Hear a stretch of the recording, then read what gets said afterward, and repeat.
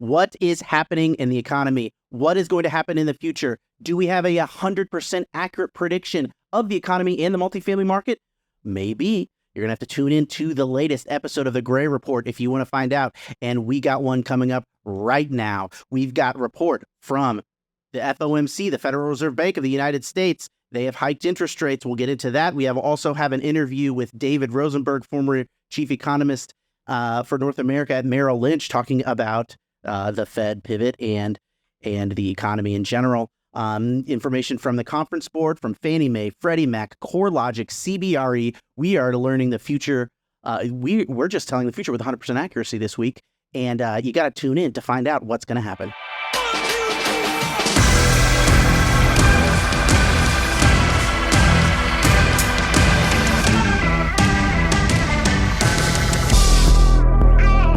Hello, welcome back to the Gray Report. This is Matt Bosnagel filling in for Spencer Gray, and I'm joined this week by the ever-capable, never not capable Addison Lubert, Senior Acquisitions and Asset Analyst at Gray Capital, and I appreciate his wisdom, and he always keeps me on my toes on the day-to-day, and you get to see him right here critiquing me, commenting, cutting me down, and really making for, I think, a healthy dialogue. I like this kind of stuff. I like the back and forth. Yeah. So what did you feel? So at this point in each podcast, then Spencer kind of gives me a vibe check. So what is the vibe of the week? What has happened in the economy or in the multifamily market? What are you feeling? Have we made any progress since last week? Has anything really happened at all, or is it still the same old? I think on a small personal level, from what I'm seeing, in terms of looking at some of the new deals that are coming to market, there's a little bit of confidence moving forward in the sense that I want to say for the bulk of really post-NMHC, beginning of February, as we were getting into the summer month, it just seemed like there was a huge gap between where we were underwriting to and what sellers and brokers were looking for in terms of a purchase price perspective. Mm-hmm. And now we're starting to see a few more deals hit the realm of, okay, we're not too far off. While we might not be awarded the deal, we're getting to a point where we can put in an offer, or things are looking enough where, okay, we should really kick the tires on this and see just how close we can get. So on a personal level, I think the mood is, it's still frustrating because about last summer and 2 summers ago, we had multiple deals under our belt and we're looking at other things and felt like we could be really competitive on a lot of the stuff that came across our desk. So we're not quite there, but definitely more optimistic than I was probably the last time that I was on this podcast. But definitely more optimistic since probably, middle of March. Okay, well, hold on to that because we've got a couple of pessimistic takes, maybe 2 or 3 that we'll review in this episode of the Gray Report. But I am feeling like things are. Like I'm waiting for the other shoe to drop, and I'm waiting for bad news to come along. There hasn't been anything definitive, except this week I did read several accounts of people that seem to be pretty confident that we're going to see a downturn and cite some as yet unseen, these very long lagging indicators, things that like don't kick into effect until like a year or a year and a half after the Fed starts hiking rates. So we're not necessarily out of the woods. But if doom has been delayed further and further, then where are we? So again, another week of uncertainty. But I can't help but be thankful that that bad things haven't started happening. So yeah, we're still employed. So yeah, exactly. That's right. Well, depending on how this episode goes, we'll have to amend that. Maybe we'll edit that one out if this episode goes poorly. Sure. All right, great. So top of the news is this just released statement from the Federal Reserve Bank of the United States, their rate hike decision. In short, they have decided to hike rates by 25 basis points, 0.25%, bring the target range to 5.25 or 5.25 and 5.5%. I was thinking that they didn't really need to hike rates. It would have been fine. I think if it was still elevated, it still would have caused people some pain. And again, we're going to read some interesting takes on the economy that really highlight the downside risks of keeping rates this high. And and really these kind of problems that are just around the corner if their projections are correct. Now, a lot of the projections that these are based on is like, well, if the past 3 years are anything like the past, 14 or 15 years, then maybe we will see a recession. But I can think of one at least very exceptional thing that happened in the economy that wasn't around. I don't think we had a pandemic, in the 2000s or in the, even 2007 to 2009 or whatever. So there are some things that are definitely like external factors, or I don't know, black swan or whatever. But we'll get to know about the mechanism of the Fed's rate hikes and how that and the really lengthy lagging indicators and lagging impacts. Maybe by the end of the year. Again, like, I don't know how long they have to lag before they just don't happen at all. But that's my curiosity right there. Well, and on the flip side, they went through some pretty steep hikes last summer, and I don't know, I feel like the economy's still doing decently well. I mean, Yeah. sure, there's different aspects of the economy that people wish were performing better, but I mean, we're still here. And ultimately, you kind of think of the message that it caused. Now, the Fed very much telegraphed their rate hike. They said that they were going to hike rates by another 0.25%. It wasn't set in stone, but they said, we're probably going to do this. And they've been that way for a long time. If they're moving, we're going to see them move probably a month, if not more, ahead of time. I don't think that they're in for surprises. But I do think, and we'll read some, despite the statements otherwise in their comments, I think that the rate hike is almost a product of a little bit of confidence in at least the activity that's happening in the economy. Like, the Fed hasn't caused this recession yet. Otherwise, they wouldn't be hiking rates. The Fed hasn't, caused a dip in employment that might lower inflation or something. Like, the fact that they're still hiking rates and they're still kind of worried about inflation means that, like, well, it's a mark of confidence, I think, that at least things are hot enough that it can sustain this rate hike. Now, I know they really want to nip inflation in the bud, and clearly by this decision, they are prioritizing inflation over, the potential for employment or greater economic activity, or really for multifamily, lower interest rates on our loans.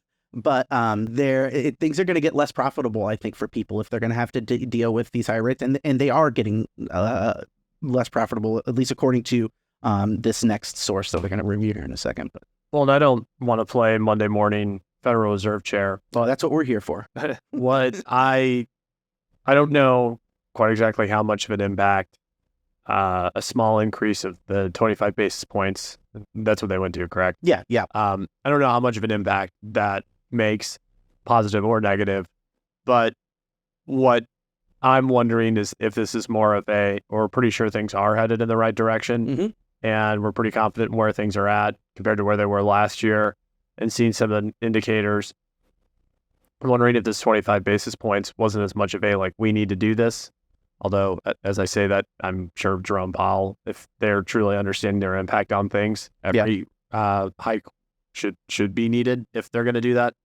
But I'm wondering if this is more so doing a 25 basis points hike to really nip things in the bud and kind of, leave some assuredness of, okay, if we put it here, confident that things are going to move forward. Yeah. But yeah, I'm kind of the same logic that it sounds like you're at of, I think the past 2 or 3 decisions, I think they could have left rates stable where they were at. Yeah. Because as I said last time I was on here, that some of the measures of inflation, or should say the causes of inflation that we've experienced this go around, I think are a lot different than stuff that people are used to in the 80s. And so I think there's a little, I would have to imagine that there's quite a bit of just fear, PTSD from that time period that they're trying to make sure, okay, let's figure things out here. But overall, I don't really buy too much of the economic panic that's going around, just from the standpoint that feels like last year, when you throw in still some supply chain issues, the situation with Ukraine and Russia, while that hasn't gotten better, the shock of that has gone through things, and so Yep.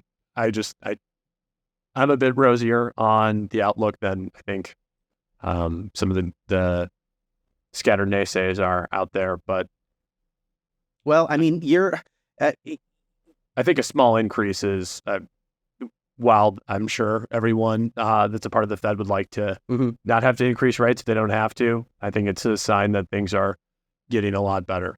Yeah, I think it's a mark, at least kind of in the inflation category, and that inflation, that they think that inflation is still a problem. And the fact that, I don't think we're close to stagflation, but I think right now the alternative seems to be, well, we're either in an environment where we got to worry about inflation, or we're in an environment where we got to worry about recession. And I just wanted to, you were talking about inflation, and you mentioned that. I got kind of curious, so I'm pulling up the CPI here, and core inflation, it looks pretty promising. And we went over this a week or two ago, and how declining rents are really going to push inflation down significantly. Mm-hmm. Even though rents are a fraction, it's a decent enough fraction that they're, and it's going to be a big enough drop. It's going to drag things down. But I'm thinking about food. And I know, people, they tend to put food and energy, they factor that out. Oh, that's too volatile. But no, that's like what everyone's got to eat. And most people got to fill up a tank of gas in their car, or, even if they're on the bus or something, like someone's paying for that gas, and it's very important. And I think that food and energy prices, they could go up. Food prices only went up 0.1% last from May to June. So there's still a possibility that they could that could drive further inflation. And I'm looking up energy here too. Just energy is a larger, broad category. It is down 16.7% year over year. Now it went up 0.6%, which is a pretty big monthly increase, but it is down negative 16.7. That's huge. Now, well, and I hate to put my politics hat on, but when a lot of the inflation fears were going on last year, that's what the Republicans were going after Biden on, was look at how much your grocery bill's gone up. Yeah. Look at how much the gas bill's gone up. Mm-hmm. So maybe as much as they want to take that out of inflation, or there's kind of conventional wisdom to not look at food and energy. Yeah. That's people's contact with right. rising prices, really. Yeah. That's what, if you want to have you put a news reporter in front of the gas station and you show the prices. Look, these numbers are higher. I was at the pool. I was leaving the pool a couple days ago, and there were a couple teenagers saying, "I spent $50 on gas. Can you believe it? It cost $50 to fill up my tank." And I didn't say anything to them, but these teenagers, that there's a problem when teenagers get it into their head that they need to start complaining about gas prices. Well, that, and as someone that has to put premium gas in their car, I'd love to spend $50 on gas. Oh gosh, I'll have to ask you after this show why it runs on premium. I roll the dice, put a little plus in it, see what happens. I think the more down to earth version of inflation going up was Dr. Oz complaining about the price of crudité. Crudité, exactly. if you're paying premium, then maybe don't complain about gas for me. So I do think their actions, rate hike, a note of confidence in at least the economic activity, such that it will bring about inflation that they need to control through that rate hike. But in their words, they warned, and they said, "Yeah, I know." They're basically like, "I know bad things could come, especially with the labor market, and really just economic activity in general." Mm-hmm. So they laid the groundwork, perhaps, for a pivot. I think that we're very much in line. There will be a pause way longer, way before there's a pivot. And just to get into this next article, as David Rosenberg says, these getting cuts in rates will probably follow bad jobs numbers rather than kind of lead them or try to predict them. So just jumping into this next report, or this next article, really is an interview with David Rosenberg. He's an economist. He leads. He has his own investment outfit, and he right now. But before he was chief investment officer, I think, or head economist for the North American region at Merrill Lynch. So position of power. He's got really great ideas, and he has done about 3 of these interviews that I can count with Market Watch, really nailing down what is each time. Each of these 3 interviews, same argument, whether it was in February, April, or just a few days ago. No chance we're having a soft landing. Stock market strategist David Rosenberg gives Powell's Fed no credit and no mercy. This interview, it's really a robust corrective to things like when Morgan Stanley was cutting back their recession projections. Goldman Sachs recently cut it down to 20%. Wells Fargo's dialed back its own recession expectation. Now, I've said a few times here that predictions of economic crisis are they're going to get more attention and more clicks than predictions of economic paradise or things are going well. No one's really going to pay attention or click on that. That just seems true intuitively. I did Google it just to see if there is an academic paper in Nature that really the headline says that negative news drives online consumption. So there it is. So I've got some academic backing there. Yeah, I mean, look at Robert Kiyosaki. He's predicted 15 out of the last 2 recessions. So there you go. So there are, and you notice it. I think people do notice that there is a certain flavor of economic commentary that never goes out of style, and that's the doomsayers. I don't know, it's been a long time, especially I think pre-Great Recession, pre-2008, 2007, where I saw anything resembling this in the other direction, like boom, times are coming. I remember in around the dot-com bubble, seeing some books that were like sky's the limit, but I don't think sky's been the limit in the past like 20 years, or at least the dominant mode of economic thinking, and the one that people are paying attention to, that people are saying, it's like bad news is driving clicks, and it's way easier. And I think you see this bearing out in consumer sentiment, which we'll go over in just a second. People do think things are headed in the wrong direction, or at least that they do expect a recession in the coming months, 6 months or so out. And that's kind of David Rosenberg's point. So, whether or not economic doomsayers get their predictions wrong, I don't think they have a target on their back as much as people that predict incorrectly that we'll have a good economy in the future. So if you say that things are going great and then they go bad, I'm going to remember that a little bit. I'm going to give you a harder time than if you said things are going to be bad and then they were good. That's just my own sense of it, but David Rosenberg would disagree because a recent tweet of his says, now he comments here, Morgan Stanley CIO Mike Wilson may have apologized for missing a FOMO rally, but he has not capitulated, nor should he. As for the bubble vision media types all over this news item who missed the 2007 to 2009 bear market, did they ever apologize for having their listeners get creamed? Did they? Now, okay. Well, sorry, I want to pause on that for a second, because, I mean, to a certain extent, I get it, of certain people that were putting out, near certain opinions or whatever, and then being wildly off. I can understand the desire to hold them accountable, but at the same time, I think if you're getting your advice from folks, your investment advice with folks like Jim Cramer, you're already headed down a pretty dark path as it is. For sure. I'm just saying that, like I said, the guy that says it's good and then if things go bad, I'm going to remember that guy. Yeah. And to think that people weren't hyper-focused on these optimistic projections that missed the great financial crisis.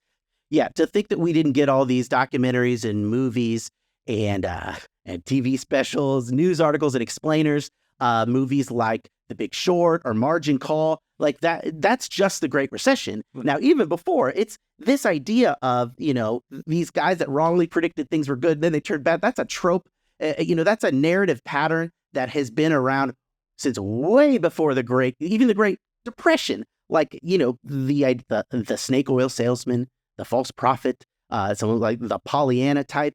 I don't know how much apologizing can be expected for these bubble vision media types of 2007, like David Rosenberg thinks got off the hook. But I certainly think they weren't forgotten, and they loom larger with bigger targets on their back than a doomsayer that gets it wrong. Because if a doomsayer gets it wrong, then I'm not mad. I mean, at least it's okay. At least the economy's going great. Also, that's just if we're not to play revisionist history, but yeah, if we're looking to hold people accountable and I guess punish people that should be held accountable for what happened in 2007 through 2009.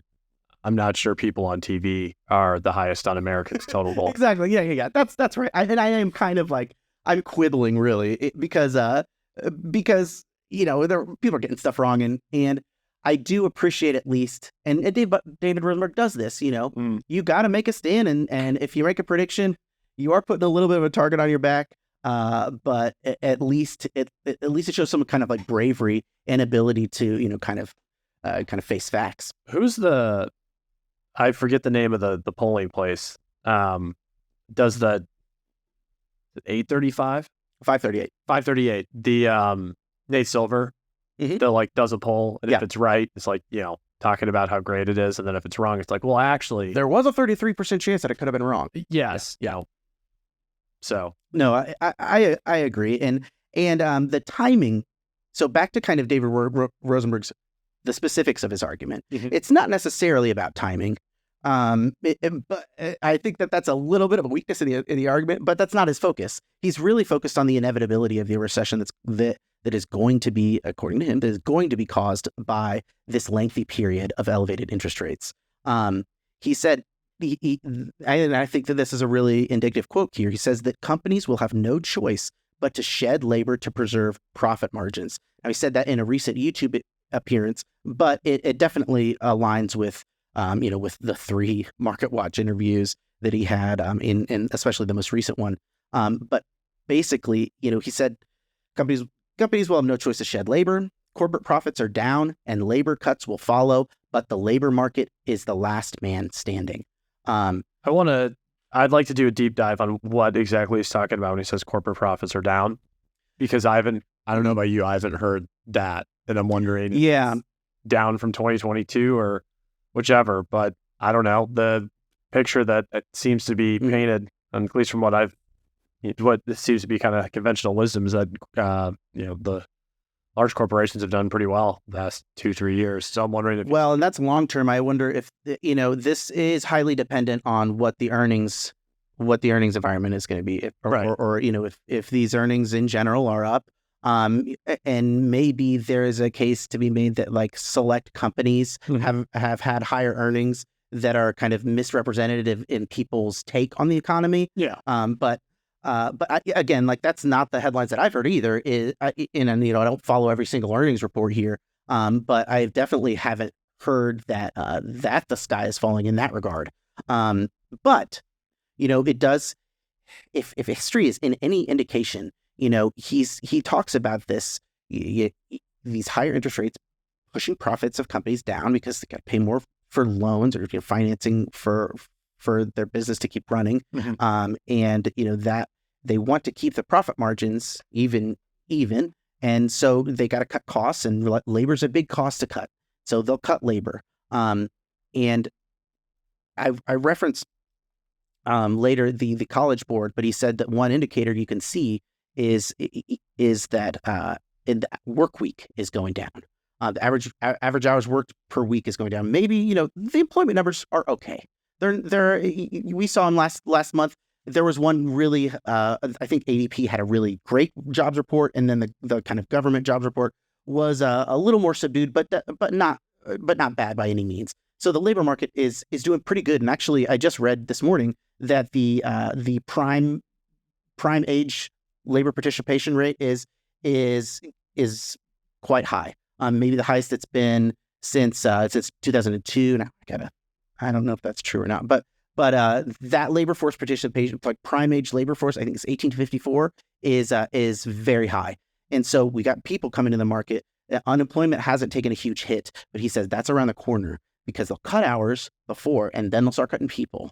It's because they're getting pressure put. Now, we haven't seen the real effects here. We haven't seen the ball start rolling very quickly. Now, maybe it's slowly rolling in the downward direction. I don't know. I think it's still in that range where who knows? And we've been in this who knows period since almost like the beginning of the year. Yeah. Now, again, I've referenced how a pessimist could miss out. Now, this is my big complaint on doomsaying in general, is a pessimist could miss out on greater profits from thinking that a downturn was around the corner.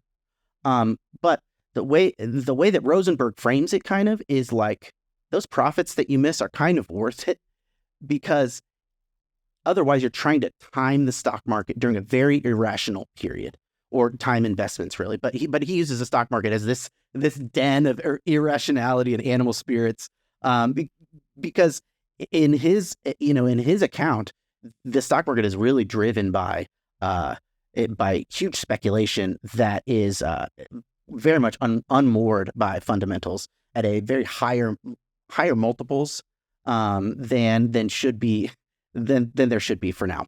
Well, and going back to actually, I might be jumping ahead of what he had mentioned, but in the article, he had mentioned how he kind of foresaw the recession that happened in 2001.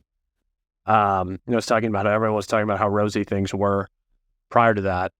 And then he was also talking about the financial crisis and how everyone was super rosy about that, how I think it was the S&P 500 hit a market high, and people weren't believing him about the impending crash or whatever. Again, I'm not an economist. I don't have any, meaningful, I guess, indicators to back this up. This is just speculation. But if you look at the recession in 2001, a lot of it had to do with the dot-com bubble and how companies were just being valued at insane prices and valued almost entirely on future profits as to whether they were going to achieve anything at the current time. And you also had 9/11. And similar to kind of the investing philosophy that I think a lot of people that do value investing, just because 9/11 happened or just because COVID happened doesn't mean that Amazon or some of the major players within the S&P 500 just suddenly become bad companies. Yeah, but I do think that, and maybe this is part of his point, is that raising interest rates is creating a higher level of vulnerability, so that if any of those things happen, and maybe, given the complexity of the economy, something is bound at, anything could happen.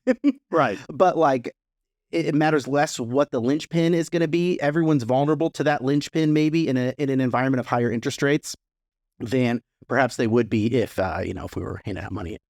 Well, likewise, I also think there's a lot of negativity towards, I guess, the perception of companies not laying off, but just saying, we're going to take a wait and see approach. Yeah. Or we're going to revisit this in Q1 of 2024.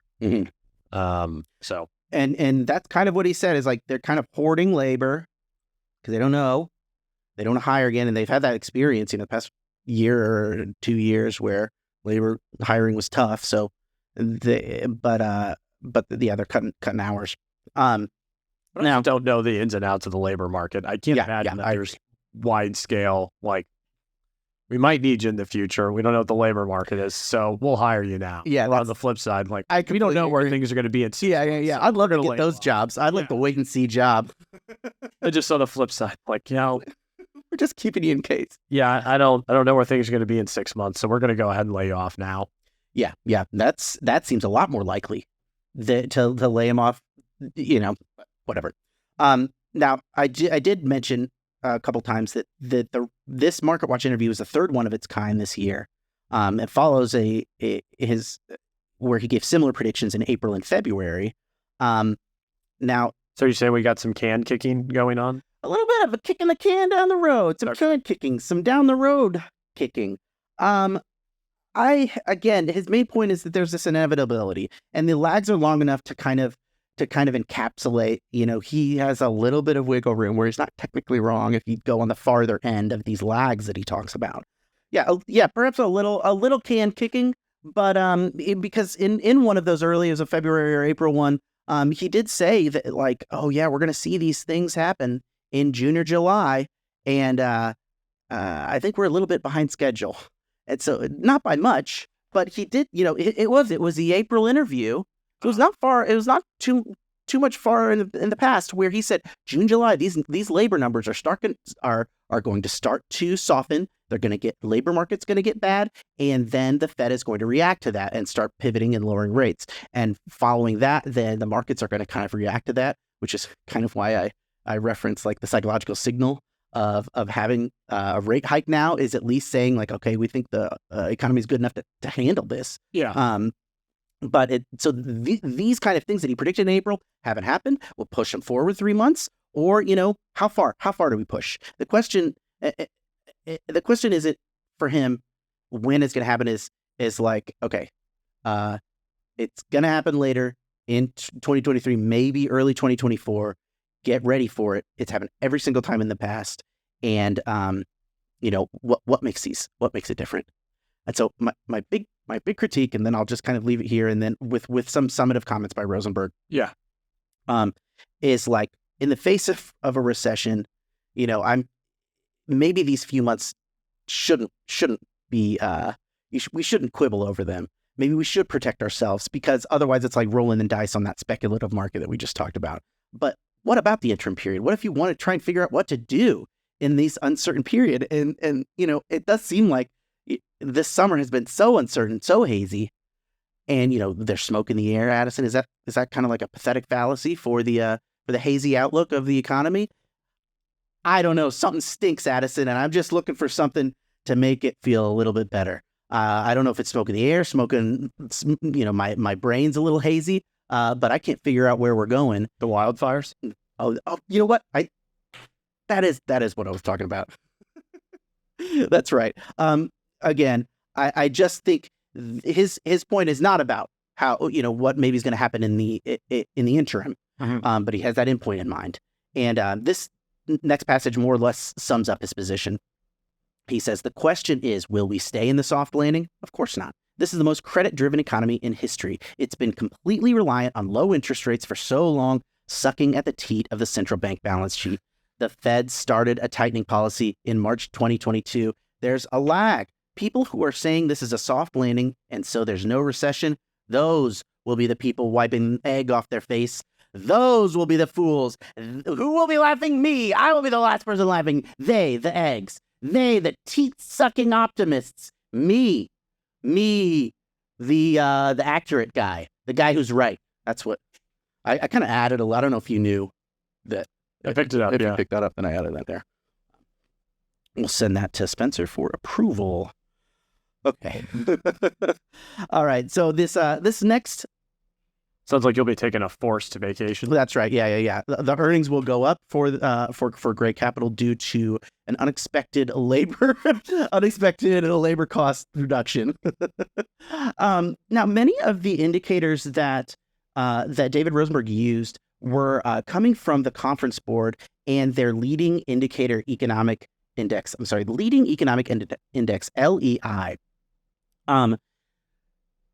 I think this is really interesting, especially in the context of if we're talking about whether a recession is going to happen or not going to happen, and looking at the way things are broken down and the way these their leading economic indicators kind of interact with the actuality of a recession is particularly fruitful. And the big point is that David Rosenberg makes, and that this chart here makes. We see the actual change in real GDP, and that happens after. It almost looks, and sometimes it's a year after the leading indicators dip down, and then only then do the actual indicators. Now they were timed pretty much.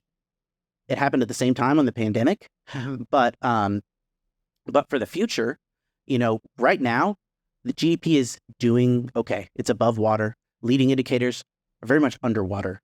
Leading indicators have been plunging since basically early 2021. They peaked and they've been going down ever since. And they're I don't know if they've hit the floor and are on their way up, but they certainly don't look great. And that's kind of, you can point to that and say, okay, yeah, now the economy is going to do bad. What I think is it's also a matter of degree. Another thing that you can see in this chart is not only do the leading indicators go down before the GDP does, but the leading indicators their downturns are more sharp than the real GDP. Yeah. So leading indicators may go down a lot. GDP may not go down. It may not get into negative. We may not get into a recession. I think there's a lot. And this also, we said it before, is like there is the pandemic may make this an exceptional circumstance in which these leading economic indicators are not as effective in terms of forecasting future recessions. Well, on the flip side, looks like in a good chunk of 2012 up until 2016, and then a little bit through 17 into 19, the indicators were I shouldn't say a lot higher, but they were higher than what the GDP was. Yeah. It does seem that they also spike higher. The leading economic indicators spike higher, and they dip down lower than the real GDP. And there is some variability, but I think it's also, it's helpful to have this. And the Conference Board is prestigious. It's got a lot of credibility, and a lot of history behind it. So I'm not going to disagree with them. And it really, I think it offers incredibly compelling support to David Rosenberg's argument about the inevitability of recession. I do want to note, they have them listed here. It's worth looking into the constituent factors that are pulling these their index downward. So they've got an index. The downturn of these indicators, it is a collection of other metrics. The first of which is the Linden Credit Index, and then the S&P 500, the interest rate spread, 10-year T-bonds, less Fed funds. And again, the two big components were consumer expectations of future business conditions and the ISM Index of new orders, which is basically the orders that people are taking in from manufacturers, which kind of makes sense because they did a lot of restocking, and I think that they're good. The warehouses are pretty full, perhaps. But at least, from the little I know. Now, what I did drill into is this idea of average consumer expectations for business conditions, because it sounds a whole lot like sentiment. It sounds a whole lot like feelings, and it's hard to gauge feelings. I think that, and this is my main critique here, is,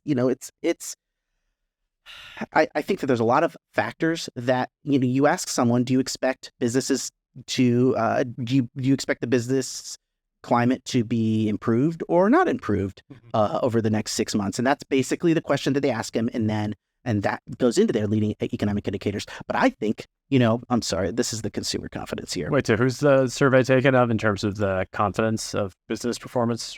I'm not completely sure who the respondents are. I'm sure that they tried to get a representative population, and it took consumers' short-term outlook for income, business, and labor market conditions. This is the Conference Board. I think they've been around for long enough, I think, to run a pretty tight survey. So I kind of trust that, but I am kind of a little less confident about like the quality of a figure like expectations. Just the base level of it reminds me of the political right track. Is the country on the right track, wrong track? Exactly. Because you could have a Democrat and Republican tell you it's on the wrong track for two entirely different reasons. And I think that Democrats are commonly associated with lower economic expectations by far. I think that regardless of track record or whatever, that's a bias going into it. There is a political bias. Maybe, perish the thought, maybe they didn't eat lunch before they had the survey. There's a lot of things that could happen, for personal, psychological, professional, whatever reasons there are. Maybe they're in the tech industry and they just got laid off. Yeah. Maybe they're reading the headlines of the layoffs, of the tech layoffs, and kind of it's not it's not hooked up to things like the orders coming in, like that ISM, new orders. That's, that is numbers on a spreadsheet. It's a little bit more compelling to me, a little bit more of a robust figure than expectations. Kind of got their feelings don't care about your facts situation going on. A little bit. Now I will say that it's not like wholly gloomy when you look at the consumer confidence. It has risen a little bit since the beginning of the year. And even if you scroll down to their the expectations, you can see right there this light blue line representing a small jump.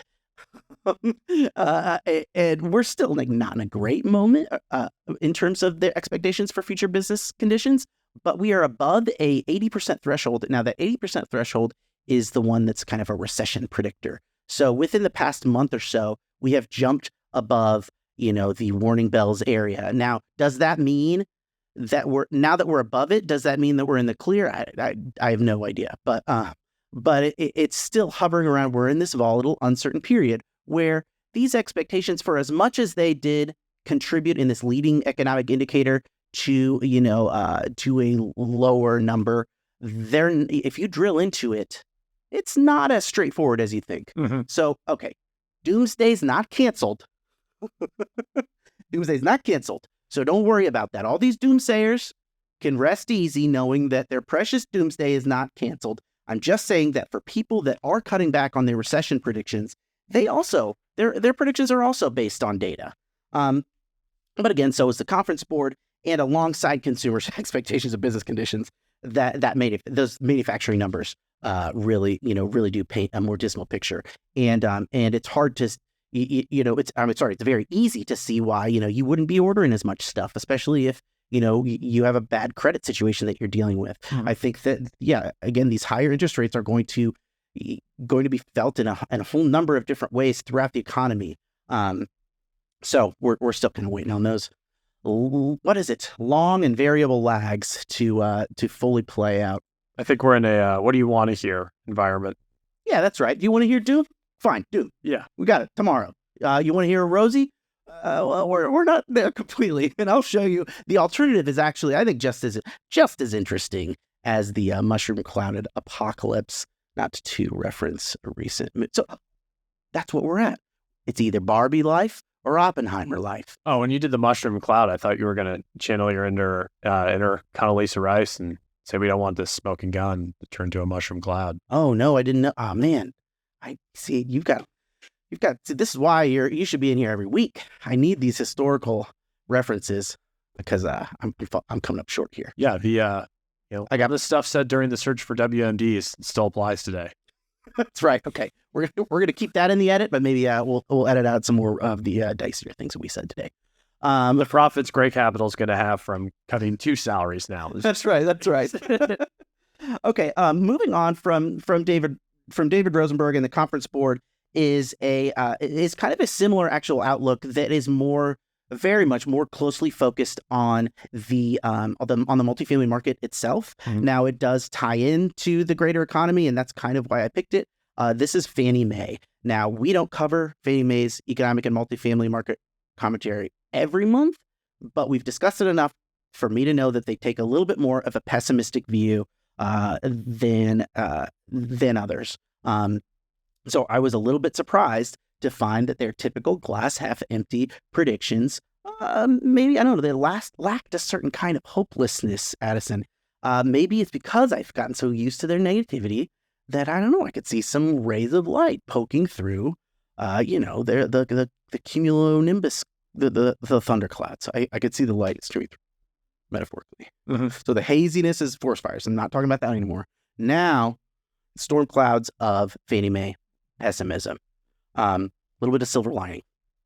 Fannie Mae hasn't dropped their expectations of recession, and really their account of the multifamily market is governed by this expectation of a downturn. So their predictions for apartment rents and vacancies are largely a function of these economic projections as well. Still, average rent growth of 1.5 to 2% by year end, which is moderate but not dismal. That is according to Fannie Mae's projections, and it is lower than normal, but it's not as bad. Actually, they kind of patted themselves on the back because they were saying, well, CoStar actually has rent growth projections even lower. So I think they know a little bit that they're gloomy. Even so, the owner of apartments.com is, if they went that route. Yeah. They're even worse. Yeah. Exactly. So alongside this moderating rent growth, Fannie Mae cites CBRE projections of subdued but still positive NOI growth for property values. We're seeing them go down, maybe 10% or more. Now we can go and see the actual chart here. I understand the need to have large scale research and large scale evidence, so you don't have a lot of what I do, which is just speculate. But raw speculation.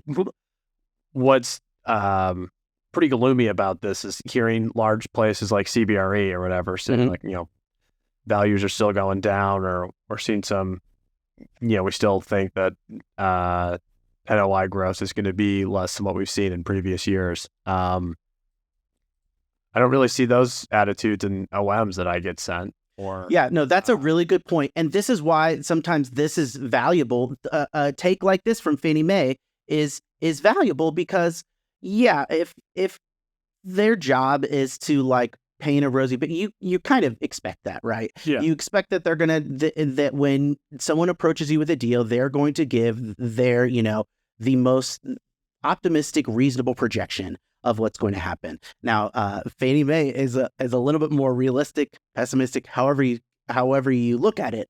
But I think it's incredibly valuable to have this idea pop in your head so that you don't get blindsided, and so that you're able to figure out, okay, which ways are they on the right track about, and maybe there's other ways that they're that they're a little bit too bleak. But either way, they see now they're using MSCI numbers here. Property values down by 10%. Now this is for March of 2023, but I think that they could be down even more now, and maybe down even further by the end of the year. Now, when it comes to cap rates, it's even, I think it's a little more interesting actually. So they say that for cap rates, we're seeing them go up. Now this is a chart of cap rates where they compare the base projection of Now they're using CBRE. They're comparing the base projection to a downside and severe downside. The base projection of CBRE is that cap rates land by the end of 2023. Cap rates land at 5.3%. Now that's up a little bit from now, especially up from the low point of 3.7 in late 2021, and really kind of the average cap rate. I mean, I'm trying to look at the pre-pandemic. It seemed about 4.5 was about the midpoint if we're trying to average out between the Great Recession and the beginning of the pandemic. I'd say about 4.5 looks like. But it looks like what they're okay. Never mind. I was looking at what they had the downside at, thinking that it was more the base case. Got the colors mixed up, but now initially I was intrigued by the fact that their downside is, hey, this could be what it was during the financial crisis, or just that. Some of the years following. So their downside actually is so the downside CBRE projection is the one that Fannie Mae is hanging their hat on. They think that's the most likely.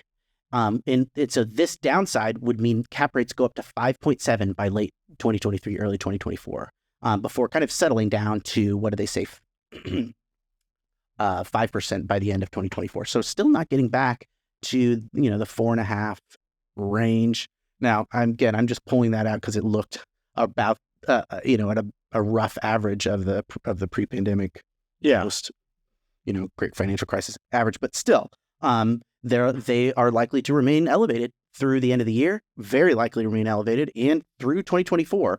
I'm going to be very interested in how quickly, if the Fed does pivot, how quickly they'll pivot. I have seen, I've heard stories of people talking about that. Well, there have been rate cuts that have happened within a 6-month time span. There are other rate cuts that have happened at a little bit longer time span. If the run up is the same amount of time as a run down, then it's not going to happen and it's not going to be a snap of the fingers kind of thing.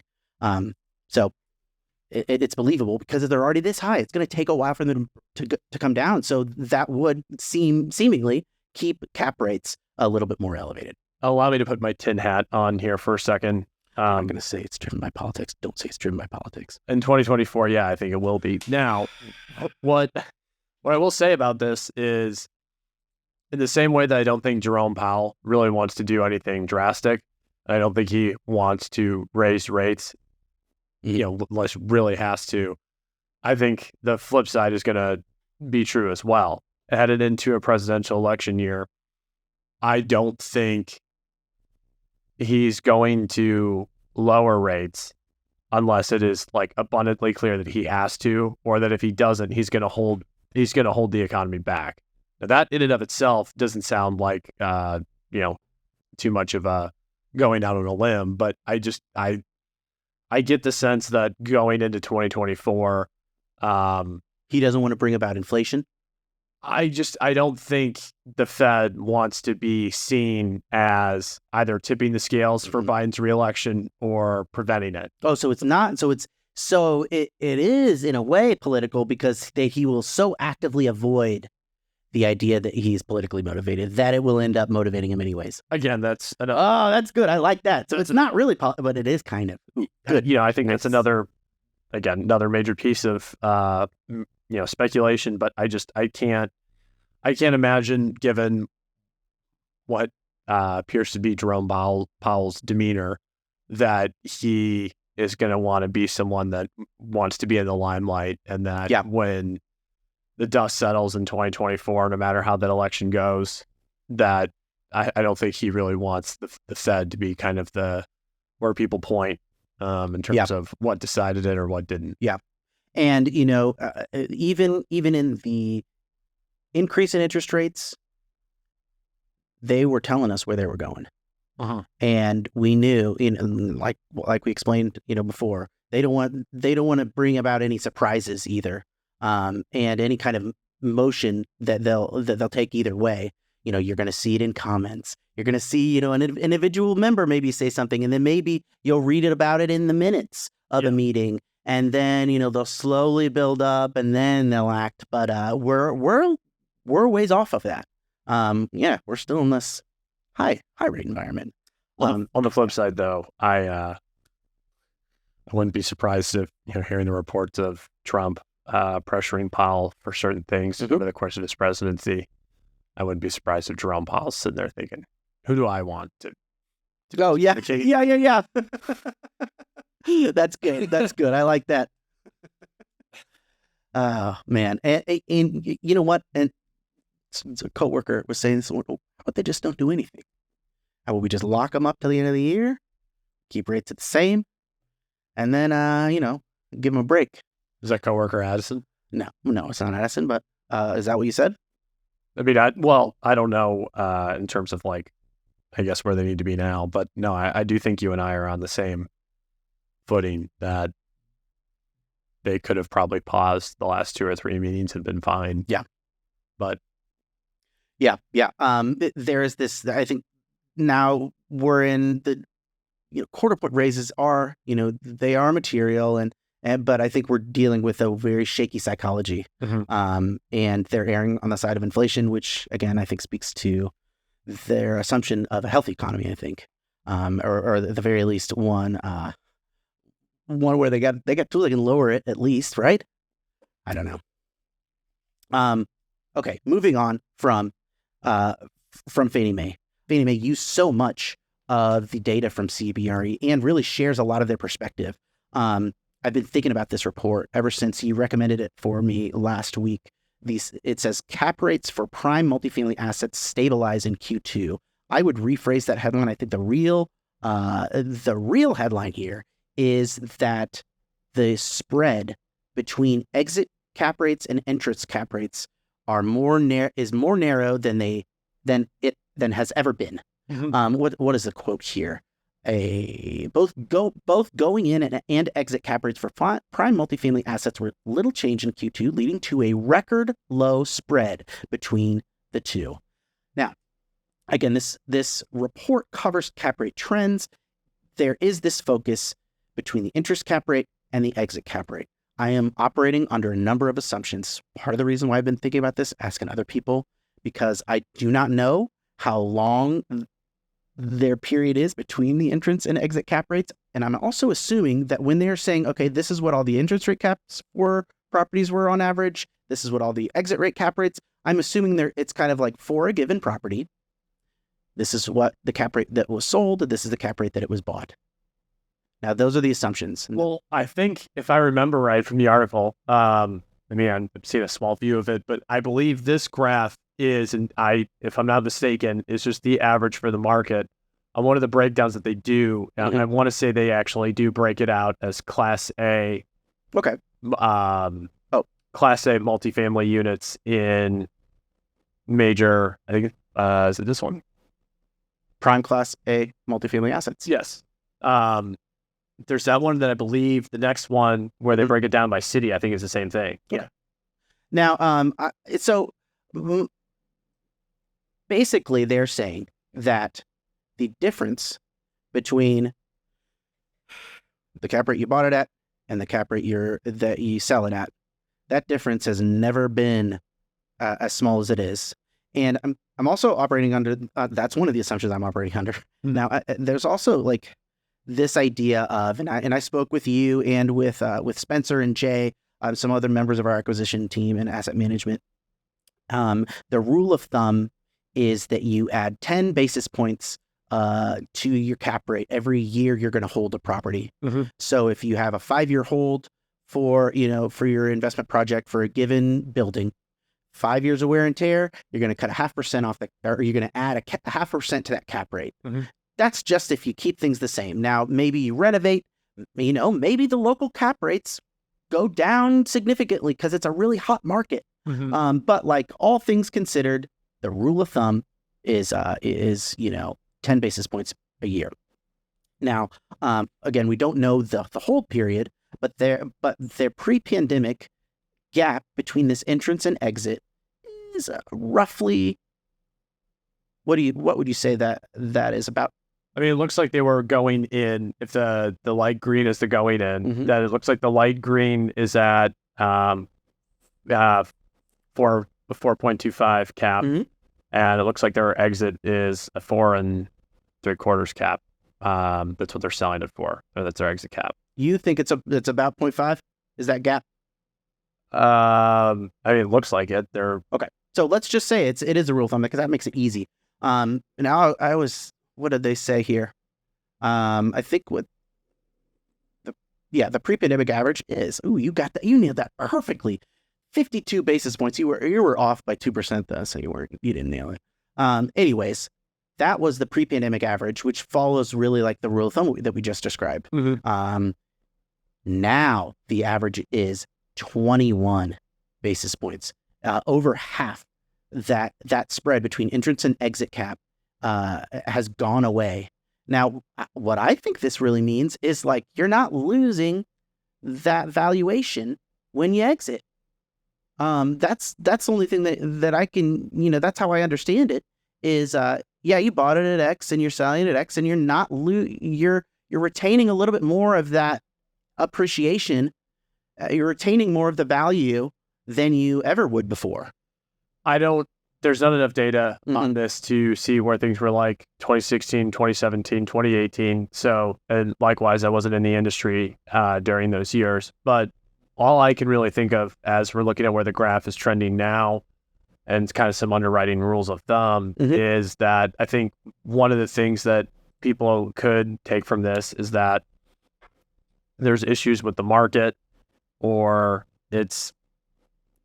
I think they're going to look at it way too specifically, when I think what really needs to be reminded to people is that a lot of these going in versus exit spreads, especially going in the opposite direction of buying at a 6 cap. I mean, like Indianapolis focused of buying at a 6 cap and selling at a 4.5 cap. Yeah, that was happening a lot. And I'm surprised that there weren't moments in that graph where there was a flip-flop a little bit. I'm curious about that too, but now there were gaps in this graph. Q1 and Q2 of 2020, and then Q4 of 2020. There's like a couple gaps where they explain it because survey was not conducted for 6 quarters throughout the COVID-19 pandemic due to lack of trendable market activity and price discovery. So there was about 5 or 6 quarters that they don't record in this, and I wonder if those quarters were periods in which it was inverted. Well, and likewise, I mean, just from past experience, during that year of 2021, I mean, the market was ridiculous. Mm-hmm. A lot of people were selling just because it was like, holy cow. Granted, this wasn't our exit period, but this market's ridiculous and people can afford to pay whatever. It wasn't on trend. It wasn't trendable, maybe. Well, that and I think that's, I mean, you wrote about it in the loan maturities report. The pricing and the market characteristics of 2021 is going to lead to that potential loan maturity. I don't want to call it a crisis, but it's going to lead to some sort of reckoning in, hopefully end of this year going into next year. Mm-hmm. But back to what I was saying with the cap rate spread, I think what people by and large need to remember is what the debt environment was in 2021 that was allowing for stuff to be bought at 6 and sold for 4.5 cap. That debt environment probably, I mean, it was the result of a major pandemic, I think the pandemic was like a once in 100 year occasion. And I don't know if we're going to see it again. If we do, it's going to be a while. And so I think there's going to be a lot of people that take the notion they're either going to think the real estate market just is trending the wrong way. The fundamentals are off because of what you were buying and what you were selling for based in 2021, or I shouldn't say or, because I don't think these things are mutually exclusive. I think you're going to have a lot of people that take what happened in 2021 and just assume that's the way it is. Yeah. And so they're underwriting.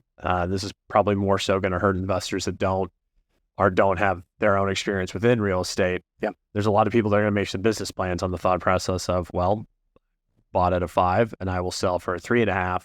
Because that's just where things are going to trend in Indianapolis, and not realizing that the debt environment that allowed for those cap rates to occur isn't going to be there, and probably is not going to be around for a while. Yeah, and that's a good point. I mean, from an acquisitions perspective, it would be nice if debt was like that, but I would tend to think that if debt is at that level, it's because something not good in the broader economy has happened. So hopefully debt levels are not like that again. Yeah, that's really interesting. Now, the other thing that they predicted too, they have some average annual rent growth underwriting. Have things basically evening out to 3%. And now this is the average growth for the next 3 years. So in Q1, they think that rent growth is going to average around 3%. And the same thing, Q2, that's what people thought. Next 3 years, average rent growth is going to be 3%. So whatever crisis there is, things are going to shake out all right. And CBRE, Fannie Mae, and Freddie Mac have emphasized the robustness of the housing market, or at least like home values are not going to crash anytime soon. Housing demand is still quite high, especially when it comes to Fannie Mae. Those were some of the rays of light that were shining through, as Fannie Mae noted that the fundamentals of the apartment market are still pretty strong, and like it's not going to come tumbling down under its own weight. If anything, it is the downturn is going to be caused by this like exogenous force of the greater recession that's impacting housing, but not for any of its own faults. And I think the same thing for the CBRE report. They're not saying that things are out of whack, or that people are suddenly less interested in like the household formation is going to go down, or that people are not going to want to live somewhere. Likewise, with a lot of the research that has come out and some of the stuff that we've seen, especially from the last time that I was on, it just seems like a lot of these things are very detailed, well-researched ways of saying things are going to go back to what they were in 2018 or 20. Yeah. I do like that. Like, just so what was the historical average? That's what we're going to be in the next year. Yeah, that's the 100% accurate that we promised at the beginning, and we're going to give it to you now.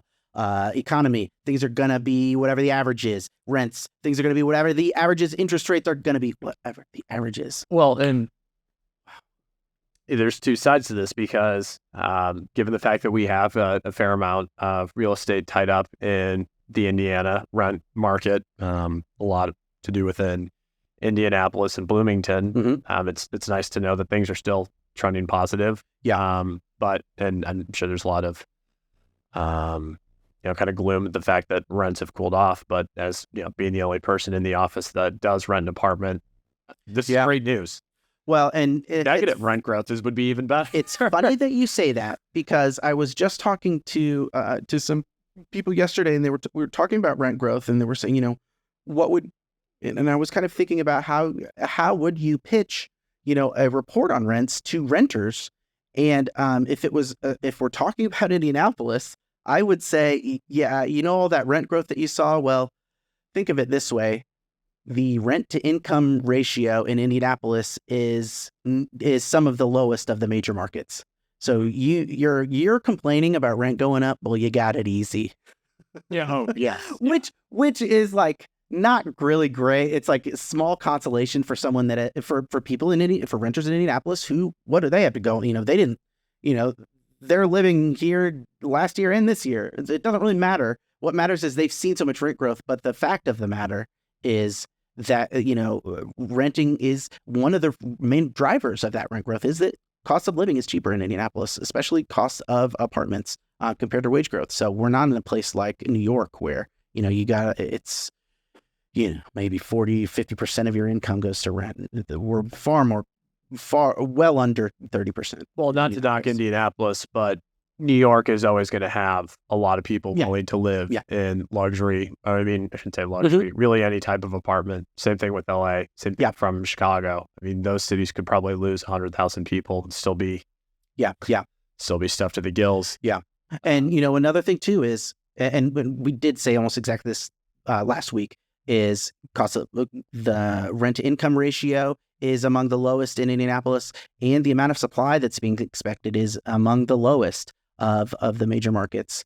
So, I would project continued rent growth in Indianapolis if we're talking about cost of living and supply, which is small consolation to you as a renter. I'm sorry, Addison. On the flip side, I do find it very comical to hear the amount of people that are pissed off about the amount of rent growth that they've seen the last year or two, but that are equally pissed off, if not more pissed off, when they hear a new apartment project is going on near them. Yeah, that's a good point. Because it's like you're pissed off at the problem, even angrier at the solution to the problem. Yeah. Well, I guess whoever owns the existing supply is going to be happy. Us. It's us.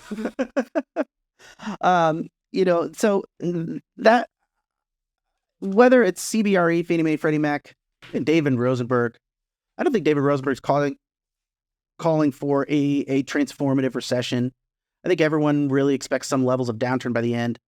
But I think that all of these multifamily and housing focused reports that we read today were quite bullish on the continued demand for housing and the fundamentals, such that, from an investor's perspective, they're not really building as many houses as they could be because the interest rates are so high. Now, there's some in the multifamily pipeline, but we're not going to get a glut of supply, or at least anywhere near to match demand. So the longer term prospects for multifamily are still really good. And even by the end of the year, there's there's nothing in the reports you read today that would say that multifamily market is going to take a huge hit. Well, and back to the unfounded speculation here.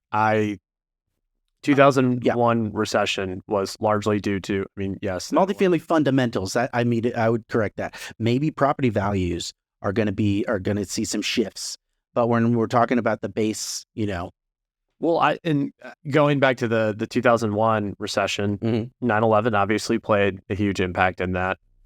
It was a lot of it had to do with an overvalued entire industry being the tech bubble, the .com bubble, where you had just crazy valuations, really pumped up, just kind of an entire industry that was nuts. That then its speculation, I'm sure, buoyed a lot of other industries, and then it crashing obviously had a lot of issues. And the same thing was apparent there within 2008, where you had a lot of just bad decision making financially going on across the board in the housing market, whether it was,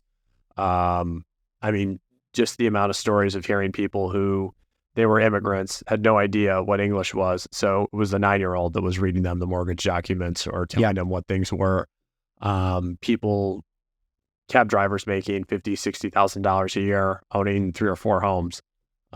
Just a lot of that stuff combining for an entire housing market to crash, then leading to the broader economy. Where we're at now, and if we think about what caused the shock to the economy in 2020, it was a pandemic. And while certain industries were hit hard, I can't think of anything. I'm sure it'll be one of those situations where later tonight or tomorrow I'll think about it, but I can't think of any industries that heading into 2020 were just artificially propped up. Or during 2020 were artificially propped up. It seemed like every industry seemed to take some hit within 2020, and a lot of the economic hurt after 2020 in terms of inflation was seemingly things getting back to normal.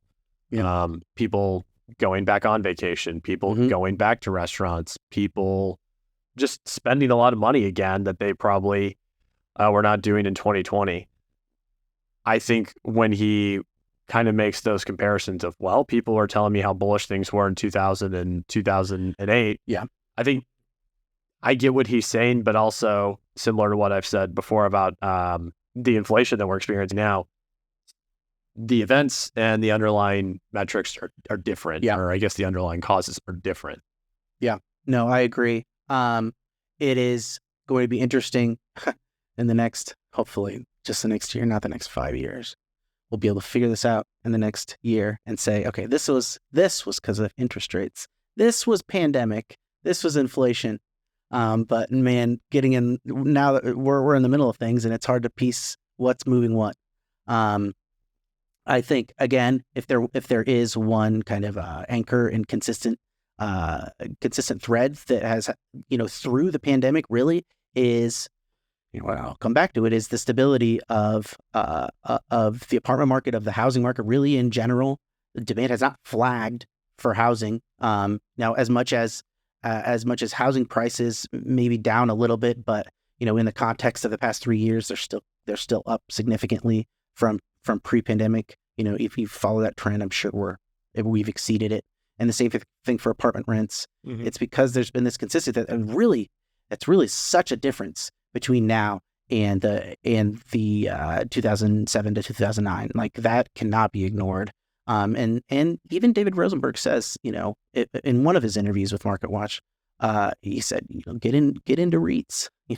There are some in REITs. If we're talking about real estate, that's not a bad asset class. Well, and likewise, I think it's Peggy Noonan that's one of the op-ed writers for the Wall Street Journal that is known for making some pretty hilarious exaggerations. Like, I think she said something like Trump was going to win the Latino vote because the one of the store clerks or whatever that she was talking to in New York at the time said that they were considering voting for him. So you extrapolate based on available information, and I think that's what she did. That's all she did.